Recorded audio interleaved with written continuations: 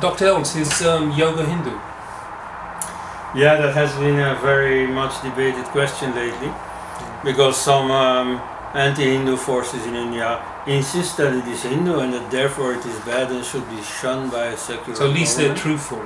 Yeah. Some others say the opposite thing, that it is not Hindu at all, that it is scientific, and that therefore there is nothing against the government promoting it or any Christian or Muslim or anyone else also practicing it. Well, you see, among the nominally anti-Hindu forces you find much, rank and file that isn't so ideologically conscious and that sees a practical benefit in yoga. You have many ordinary Christians, even apparently ordinary Muslims, who do see some benefit in yoga. Yeah, of course, there's all Muslims. And it's precisely against that tendency among Muslims that some mullahs have pronounced publicly that yoga is Hindu and therefore should be shunned. It's precisely because some Muslims think the opposite. So you have both these forces also among Hindus. You have ideologically conscious Hindus who insist that yoga is Hindu, namely because it could not have been invented by Christians or Muslims, and it has not been. If they practice it, it is because they have taken it over from Hindus.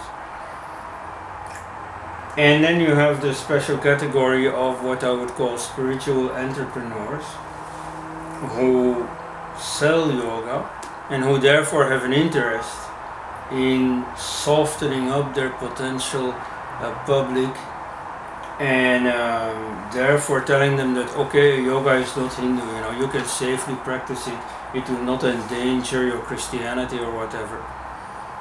We have, for instance, the Hindu guru Jagi Vasudev. Sadhguru, yeah. Yes, Sadhguru it's called. Who is one of the many to have said, yoga is not Hindu, it is a myth that yoga is Hindu. Because, he uses as argument, because then gravity would be Christian. Now, nobody says gravity is Christian, yet gravity was discovered by a Christian, namely by Isaac Newton. Now, that is a false comparison because there is nothing in Christianity that has led to the discovery of gravity. By contrast, there is something in Christianity that would militate against the creation of yoga. And by contrast, it is natural to Hinduism, and effectively it has a whole history of originating in Hinduism. Yeah. And it existed already for many centuries when Patanjali wrote his classical synthesis. Because Hinduism creates that kind of mindset, that kind of concept, yes. ideas would come out from. And at that time, Christianity and Islam were not on the scene yet. Yeah, and Christianity, you're not going to think about gravity. It's not going to bring your mind towards that direction. Right. So in that sense already, it is Hindu. You could also say, well, the gravity is there for everyone. Once it has been discovered, the Chinese can build airplanes based on the law of gravity. True. Or the Mercedes was invented by Daimler and Benz, who were German. Yet today in Papua New Guinea, you drive from the airport to the capital in a car, in a Mercedes. And so everybody can borrow it, and similarly everybody can borrow yoga. Now that is true from the viewpoint of the consumer. You can go buy a car no matter what nationality you are. Nevertheless, it would not be true to say, oh, the Papuas have invented the car. No, it is Daimler and Benz who have invented the car. So similarly, yoga has been invented by Hindus, not by Christians, not by Muslims, not by others. Incidentally, I have to give credit here to Rajiv Malhotra, who has developed this business-like analysis of the situation. See, because many people would easily fall for that gravity argument. Yeah. And so that gravity argument is correct from the viewpoint of the consumer. Once a discovery has been made, once an invention has been done, then everybody can use it. Of course, on that side there is no distinction. But as a producer, you cannot claim somebody else's product. And so in this case, non-Hindus cannot claim the invention of yoga. Yeah. So why do these gurus go so over the top to say what they're preaching is not Hinduism, even though we know they are preaching it is Hinduism? Is it some reason they're still worried about what people are going to think, or they have some advanced strategy of like missionary activity of making people into Hindus without realizing they're Hindus? Or well, part of the reason, particularly among these yoga gurus, is that they want to get people to do yoga without understanding all the ideological ramifications, and then gradually they will discover, that perhaps they don't need Jesus the Savior. They themselves can practice and achieve what yoga promises, and therefore don't need external religions. So that's part of the reason. But another part of the reason is less glorious, I think. It's simply that Hinduism has a bad name.